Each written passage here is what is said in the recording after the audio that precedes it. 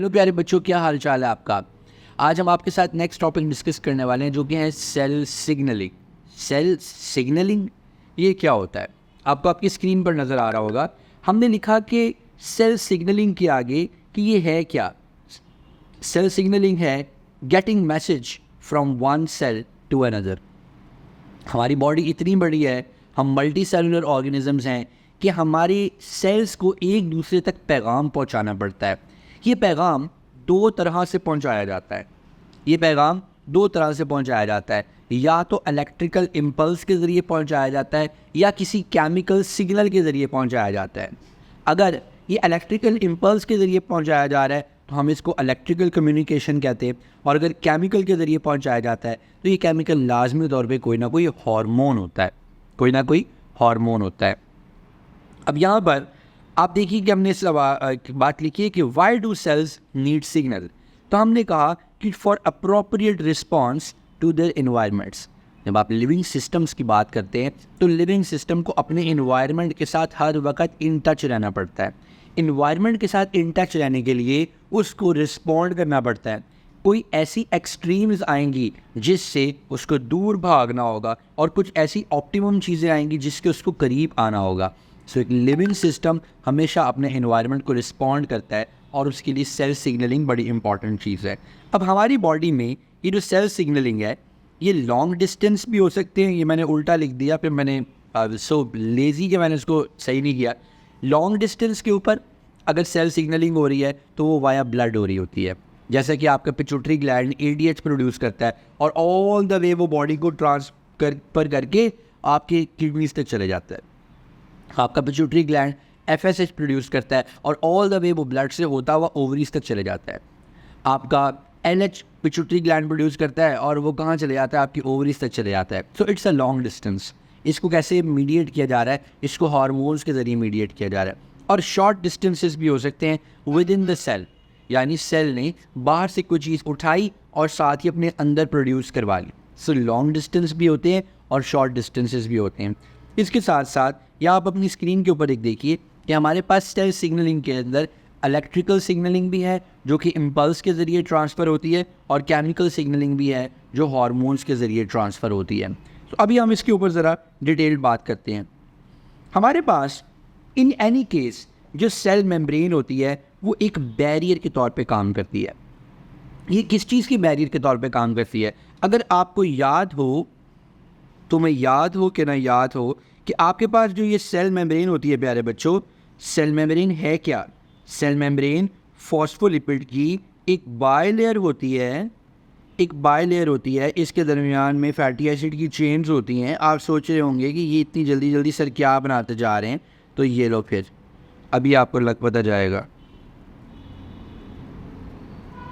ठीक है, होनर आम है। फॉस्फोलिपिड की बायलेयर देखो मैंने कितनी क्विकली बनाई है। अब ये जो प्यारे बच्चों फॉस्फोलिपिड की बायलेयर है, इसका सेंटर वाला पार्ट, इसका ये येलो वाला हाइलाइटर बड़ा वाला सिलेक्ट कर लूँ। ये जो येलो वाला पार्ट है, ये पार्ट कौन सा है? ये हाइड्रोफिलिक है कि हाइड्रोफोबिक है? जल्दी से बताओ मुझे, ये कौन सा पार्ट है? नालायको, ये हाइड्रोफोबिक पार्ट है। It is hydrophobic part. अब सेल के बाहर क्या है? बाहर है पानी। और सेल के अंदर क्या है? सेल के अंदर क्या है? पानी। ये मैंने ऊपर वाली जो चीज़ बनाई है ये सब फर्ज कर लो सेल के बाहर वाली चीज़ है, और अंदर वाली जो है ये सेल के अंदर वाली चीज़ है। अब अगर आपके पास कोई ऐसी चीज़ आ जाती है जो कि जिसकी नेचर क्या है? हाइड्रोफोबिक है, तो क्या वो सेल के बाहर कंफर्टेबल होगी? जवाब यह है कि नहीं होगी कंफर्टेबल। अगर वो हाइड्रोफोबिक है तो वो पानी से दूर जाना चाहेगी। तो ऐसी चीज़ आपकी सेल मेम्ब्रेन फ़ौरन अपटेक कर लेगी। कोई ऐसी चीज़ होगी तो आपकी सेल मेम्ब्रेन इसको फ़ौरन अपटेक कर लेगी और वो आपकी सेल मेम्ब्रेन के अंदर आके हैप्पी हो जाएगी। लेकिन अगर कोई ऐसी चीज़ है, सो हाइड्रोफोबिक चीज़ें सेल मेम्ब्रेन में फट से अपटेक हो जाती हैं, और जो हाइड्रोफिलिक चीज़ें होती हैं जो पानी में डिज़ोल्व होने वाली होती हैं, उसके लिए आपकी ये जो हाइड्रोफोबिक पार्ट है ये एक बहुत बड़ा बैरियर का रोल प्ले करता है। ये एक बैरियर बन जाता है। इसलिए आपके सेल सिग्नलिंग के अंदर ये चीज़ बड़ी इंपॉर्टेंट और समझने वाली है कि हाइड्रोफिलिक चीज़ें सेल मेम्ब्रेन को आसानी से क्रॉस नहीं करेंगी, हाइड्रोफोबिक चीज़ें सेल मेम्ब्रेन को आसानी से क्रॉस कर जाएंगी, राइट। तो प्यारे बच्चों, हमारे पास जनरल सिग्नलिंग पाथवे बनेगा क्या? जनरल सिग्नलिंग पाथवे में हमारे पास सबसे पहले एक स्टिमुलस होगा। ये स्टिमुलस हमारे पास एक सिग्नल हो सकता है। ये स्टिमुलस को कौन रिसीव करेगा? सिग्नल तो हर जगह मौजूद होते हैं, सिग्नल रिसीव करने वाला रिसीवर होना चाहिए। जब तक रिसीवर ना हो, सिग्नल आसपास ही, अब आपके आसपास रेडियो वेव्स हैं, रेडियो सिग्नल्स एग्जिस्ट कर रहे हैं, जब तक आप एक डिवाइस लगा के इसको ट्यून नहीं करोगे, आपको ब्लू है पानी पानी पानी गाना कैसे सुनने को मिलेगा? तो इस वक्त आपके आसपास रेडियो के बहुत से सिग्नल्स मौजूद हैं, लेकिन अगर आपके पास रिसीवर नहीं है तो उन सिग्नल्स को आप ट्रांसलेट नहीं कर सकते। बिल्कुल इसी तरह हमारे पास जो स्टिमुलस होता है उसके लिए हमारे पास एक अच्छा रिसेप्टर होना चाहिए। ये रिसेप्टर आमतौर पे आपके रिसेप्टर ऑर्गन्स होते हैं। ये रिसेप्टर्स इस सिग्नल को रिसीव करते हैं और उसके बाद इसकी ट्रांसमिशन करते हैं। कहाँ इसकी ट्रांसमिशन करते हैं? वो इसकी ट्रांसमिशन करते हैं टू टारगेट ऑर्गन, जिसने एक ख़ास इफ़ेक्ट प्रोड्यूस करना है। ये जो हमारा टारगेट ऑर्गन है, ये क्या करेगा? एक ख़ास इफ़ेक्ट प्रोड्यूस करेगा और उसका इफ़ेक्ट आपका रिस्पॉन्स होगा। सो ये साइकिल ऐसे चलता है। सिग्नल आया, सेंसरी ऑर्गन ने पकड़ा, इंटीग्रेशन किया, उसको उसने ट्रांसफ़र किया टू द इफेक्टर ऑर्गन ने रिस्पॉन्स क्रिएट कर दिया। अब हम ये देखते हैं कि आपके पास जब ये सारा काम हो रहा होता है तो हाउ इट वर्क्स, और इसमें क्या क्या मेजर बेसिक चीज़ें हैं जो कि हमारे पास इसमें रोल प्ले कर रही होती हैं।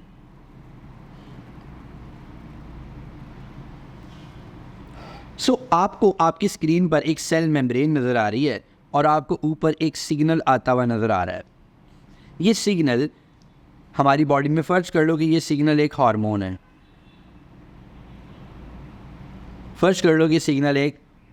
है। ये हार्मोन पूरी बॉडी में डिस्ट्रीब्यूट होगा। ये हार्मोन कैसे डिस्ट्रीब्यूट होके आया है? ये हार्मोन वाया ब्लड आया। मुझे आज भी क्लास में एक बच्चा पूछ रहा था कि सर वो ब्लड से क्या वो सेल्स के अंदर नहीं जाता? तो मैंने उनसे कहा था कि थोड़ा सा सब्र करो, जब मैं सेल सिग्नलिंग पढ़ाऊँगा तो तुम्हें पता चल जाएगा कि ये कहाँ जाता है। तो ये एक हार्मोन रिलीज़ हुआ है, ब्लड में ऑल ओवर मौजूद है। अब हम ये कहते हैं कि टारगेट ऑर्गन है, ये इसका टारगेट ऑर्गन है। ये इसका क्या है? Target organ. इसका मतलब क्या है?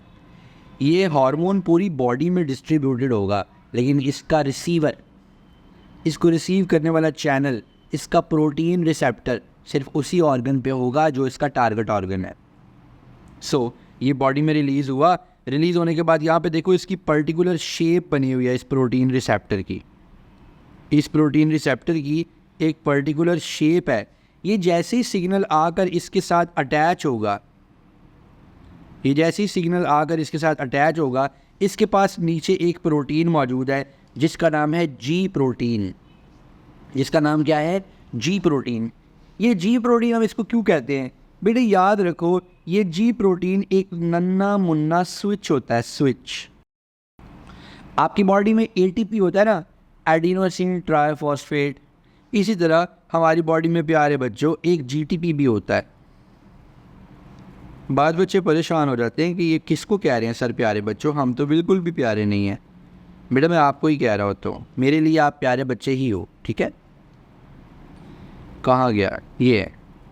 तो ये जी प्रोटीन हम इसको क्यों कहते हैं? वैसे ही आपके सिलेबस की रिक्वायरमेंट नहीं है कि मैं आपको ये बताऊं कि जी प्रोटीन क्या है, लेकिन चूंकि आपसे प्यार ही कुछ ऐसा है तो मैं कहता हूं कि चलो बता ही दे। ये जी प्रोटीन जो है ये जीटीपी को कंज्यूम करती है।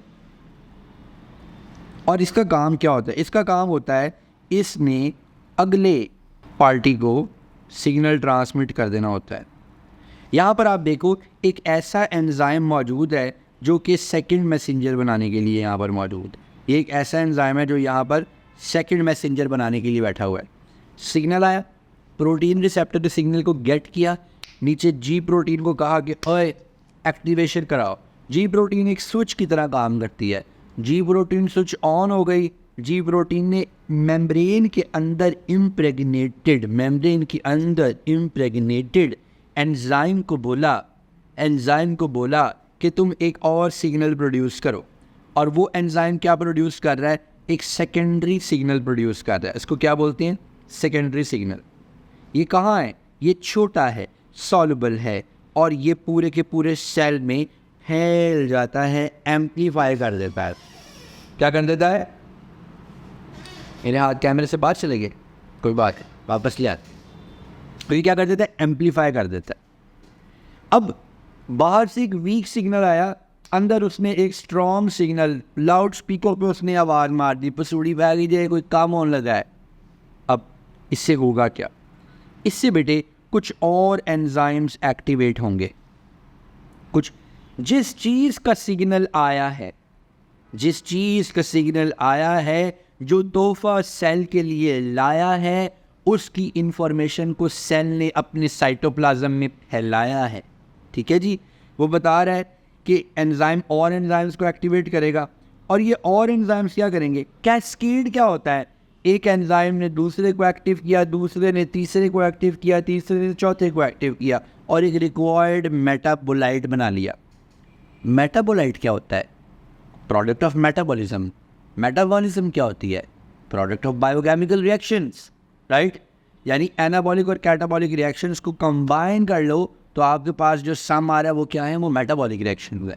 तो प्यारे बच्चों, ये मेटाबॉलिक रिएक्शंस जो हैं, इनके नतीजे में बनने वाली कोई चीज़, कोई ख़ास मेटाबोलाइट बन सकता है। अब होता क्या है, इसके नतीजे में क्या चार चीज़ें हो सकती हैं। हो सकता है कि सेल इसके नतीजे में कोई सिक्रीशन प्रोड्यूस कर दे, सेल इंसुलिन बना दे, सेल ग्लूकागॉन बना दे, सेल एड्रीनलिन बना दे, सेल को न्यूरोट्रांसमीटर बना दे। हो सकता है कि ट्रांसक्रिप्शन हो जाए। तो अभी आप छोटे छोटे प्यारे प्यारे बच्चे हैं, तो आपको ट्रांसक्रिप्शन के बारे में मैं बता देता हूँ। ट्रांसक्रिप्शन होती है प्यारे बच्चों, किसी जगह पर डीएनए से आरएनए बन जाना, और आपको पता है कि आरएनए से बाद में प्रोटीन बनती है। सो ये क्या है, ट्रांसक्रिप्शन। ये क्या है, ट्रांसक्रिप्शन। अगर ये सेल सिग्नलिंग कहीं मसल्स में हो रही है, अगर ये सेल सिग्नलिंग कहीं मसल में हो रही है, तो ये मसल क्या करेंगे, ये मसल करेंगे कॉन्ट्रैक्ट, ये मसल्स करेंगे कॉन्ट्रैक्ट। इस सिग्नलिंग के नतीजे में मसल्स आपके कॉन्ट्रैक्ट कर लेंगे, आप किसी चीज़ को उठा लोगे, कुछ पकड़ लोगे, राइट। या फिर कोई अच्छा, कोई बड़ा मेटाबॉलिक चेंज भी आ सकता है। मेटाबॉलिक चेंज क्या है, एक रिएक्शन हो रहा है रुक जाए, एक रिएक्शन रुका हुआ प्रोसीड हो जाए। तो मेटाबॉलिक चेंज से बड़ा बॉडी को कोई सिग्नल मिल जाए जिसको कोई ख़ास काम करना है, कोई ख़ास जो है वो मेटाबॉलिक रिएक्शन जो रुका हुआ है उसको चलाना है, या जो चला हुआ है उसको रोकना है। तो यही मेटाबॉलिक चेंज होता है। सो ये हमारे पास सेल सिग्नलिंग की एग्जांपल है। अभी हम एक और एग्जांपल देखते हैं। ये भी आपके बुक का मैंने इमेज उठाया, और याद रखना मैं आपके लिए बुक के भी इसलिए उठाता हूँ ताकि जब आप अपने सामने बुक खोल के बैठो तो आपको सच साथ याद आ जाए, आपको मेरी बताई हुई बातें याद आ जाएं, और आपके लिए वो बहुत ज़्यादा रिलेटेबल हो। जी बच्चों, एग्जाम्पल देखेंगे। यहाँ पर देखिए हमारे पास एक इनिशियल सिग्नल आया। ये इनिशियल सिग्नल लाइट, अगर ये प्लांट सेल है तो लाइट इसके लिए एक इनिशियल सिग्नल हो सकता है। आप जानते हो ना कि प्लांट्स लाइट की तरफ अट्रैक्ट होते चले जाते हैं, लाइट की तरफ खींचे खींचे खींचे खींचे खींचे चले जा रहे होते हैं, है ना जी। और इसकी रूट्स पानी की तरफ खींची चली जा रही होती हैं, ग्रेविटी की तरफ खींची चली जा रही होती हैं, या ये कोई हार्मोन हो सकता है, या ये कोई न्यूरोट्रांसमीटर, कोई भी इनिशियल सिग्नल आया। अब इसके नतीजे में क्या हो सकता है, ये सिग्नल आएगा तो मैंने आपको जैसे बताया कि हमेशा सिग्नल का जो रिसीवर है, हमेशा उसका ध्यान रखना कि आपके पास रिसीवर होना चाहिए जो सिग्नल को रिसीव करे, राइट। उसके बाद वो कहता है कि protein receptor in the cell surface membrane, ये तो हमें पता चल गया कि ये इसका रिसीवर है।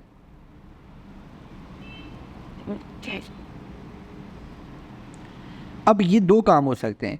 एक तो ये हो सकता है कि पहले से बना बनाया एक सिग्नल आपके पास पहले से मौजूद है और उसने रिलीज़ होना है। वो यहाँ आया, यहाँ से उसकी एक्सोसाइटोसिस हो गई और ये सिग्नल यहाँ से रिलीज़ हो गया। एक चीज़ तो ये है, ऊपर से सिग्नल आया आपके पास और नीचे से एक्सोसाइटोसिस होगी, बनाया सिग्नल। आमतौर पे न्यूरोट्रांसमीटर्स ऐसे रिलीज़ होते हैं। जब आप E2 में जाएंगे, और जो E2 के बच्चे ये वीडियो देख रहे हैं उनको पता होगा कि किस तरह से आपके पास कैल्शियम आयंस का इन्फ्लक्स होता है इंसुलिन रिलीज होती है, एड्रीनलिन रिलीज होता है, EDH रिलीज होता है और न्यूरोट्रांसमीटर्स रिलीज होते हैं पहले से बने बनाए। बॉडी ये तो नहीं कहेगी ना कि अच्छा भाई ये रिस्पॉन्स आया है तो अच्छा ठहरो 2 मिनट 2 टाइम ले लो, अभी हम हार्मोन बना लें। बॉडी पहले से तैयार चीज़ बना के रखती है, जैसे उसको सिग्नल मिलता है उठा के बाहर फेंक देती है। Within no time, within a less response time affect create हो जाता है। एक तो ये तरीका कार है। दूसरा ये भी हो सकता है कि न्यूली सिंथेसाइज सिग्नलिंग केमिकल यानी सेकेंडरी मैसेंजर बॉडी प्रोड्यूस कर ले। जैसा कि अभी आपने देखा था कि सेकेंडरी मैसेंजर की प्रोड्यूस होने का जो मैकेनिज़्म है वो मैंने आपको इन डिटेल दिखाया। ऊपर से सिग्नल आया, सिग्नल रिसीवर ने रिसीव किया, जी प्रोटीन को स्विच ऑन किया, जी प्रोटीन ने उस एंजाइम को कहा कि हेलो भाई बनाओ वो सिग्नल बनाओ, और वो पूरे सेल के साइटोप्लाज्म के अंदर फैल गया। तो ये भी हो सकता है। या ये भी हो सकता है कि direct cell to cell signalling हो जाए by cells in contact with each other. इसकी मिसाल क्या है, आप अपने ओ लेवल में पढ़ चुके हो लिम्फोसाइट्स के बारे में। वो लिम्फोसाइट्स क्या करते हैं, वो फॉरेन एंटीजेंस को, जो फॉरेन एंटीजेंस होते हैं वो उनको जाकर अटैच कर लेते हैं और ये सेल टू सेल सिग्नलिंग हो रही होती है। एंटीजन को वो एंटीजन बाइंडिंग प्रोटीन के साथ अटैच करते हैं। ज़रा इसकी भी आपको एक एग्जांपल बता दें। ये आपके पास फर्स्ट कर लो, एक क्या है, क्या बना रहा हूँ आपके सामने, ये मैं आपके सामने बना रहा हूँ बैक्टीरिया, ख़तरनाक बैक्टीरिया। और आपका अब क्या आएगा, सेवियर। आपका बी लिम्फोसाइट आता है, क्या आता है, बी लिम्फोसाइट। अब बैक्टीरिया की बॉडी के ऊपर क्या लगे हुए हैं, एंटीजेंस।